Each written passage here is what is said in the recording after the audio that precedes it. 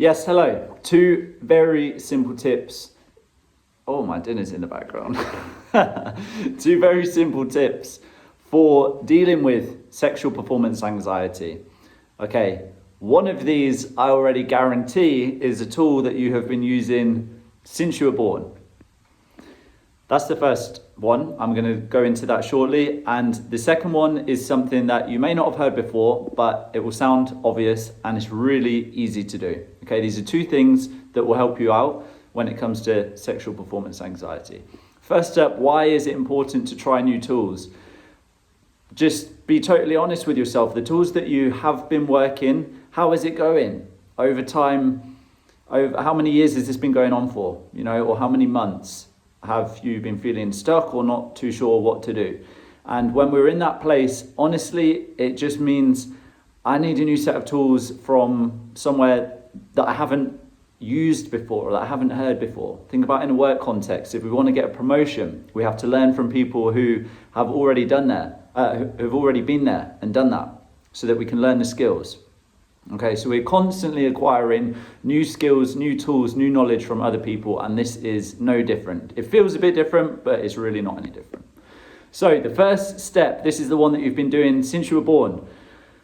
Breathe in, and I mean this with all seriousness. Breathing is something that has been proven to be one of the best things to calm down the nervous system. So I'm going to give you a specific technique for breathing, very, very simple, and just do this together with me now. So we're going to breathe in through our nose for a count of 4. Hold it for a count of 4.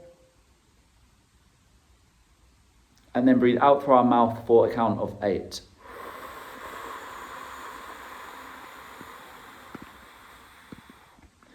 Okay, so when to use this related to sexual performance anxiety? When you start to feel the feeling of, oh my God, that tension feeling of like, is this about to happen? What if I can't get hard? What if? And the thoughts start to spin and run.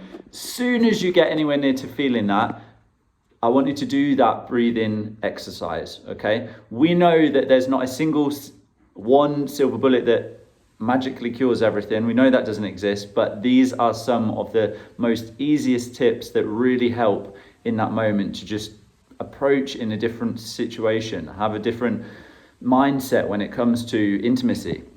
So that's the first one, is breathing. And the most important thing is breathing out for longer than I'm breathing in. So in for 4, hold for 4, out for 8.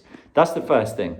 Second tip is when you notice those thoughts arising of what if I can't get hard? What if I can't stay hard? I would like you to focus on the other person. I would like you to focus on your partner in that moment. Do a particular thing that gives them pleasure. Kiss them in a particular place that you know that they love. Compliment them in a certain way. Touch their body in a certain place that you know they love. Okay? I want you to switch the focus. Use that moment as a reminder now of, oh, I've gone into my head and I'm going to focus on my partner, on the person that I'm with. So they're the two tips. That's it. You can see they're really simple to do, and you can just go and implement them straight away. So it's time to go and do this now. The first step is to practice that breathing. So in for 4 through the nose, hold for 4, out for 8 through the mouth. When do I do that? I do that as soon as I'm feeling any of the tension or contraction feelings of, oh my God, or freaking out. Okay, that's the time to do that.